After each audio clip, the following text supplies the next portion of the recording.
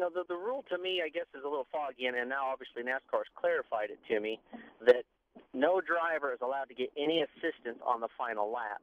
Obviously we were running along doing our own thing. We blew a right front tire and caused significant damage to the front end, and I was just running around making the better than minimum speed, minding my own business. As we were coming to the white, the leaders are coming up, so I dropped to the apron to get out of the road for the last lap, and Matt went by me. As I went to get back up behind it, it appeared like he was out of fuel, so I pushed him about all the way into, I guess, about turn 3, middle of 3 and 4. And the way I thought the rule read was you weren't allowed to push him across the line. So I got the exit to turn 4, got loose from that, and went on my merry way.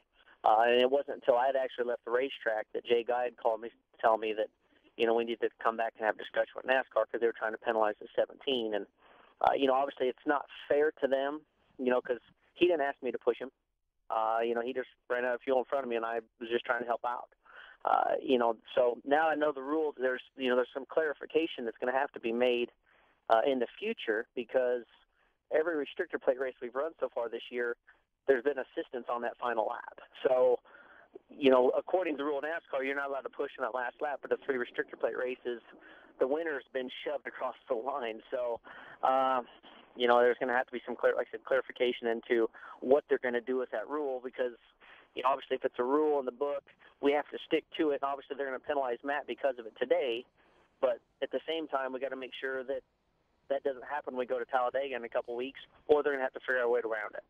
JJ, I guess the way to sum this one up probably is no good deed goes unpunished, because you were basically just trying to help out a guy. You weren't trying to affect the end of the race, the standings, or anything like that.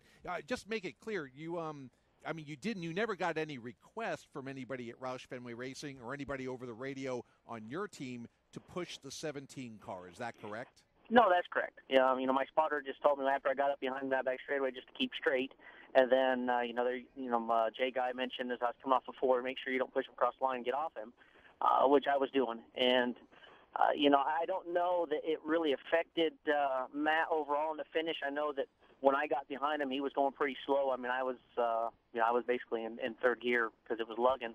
And, I think he would have a hard time getting back to start-finish line, period. So, at the end of the day, I don't think the penalty is fair to them. It might not have hurt them overall because they may not have made it back if I wouldn't have pushed them. But regardless, like I said, there's going to have to be some clarification on that rule in the future because, I know NASCAR works really hard on not having double standards, and right there we already have them.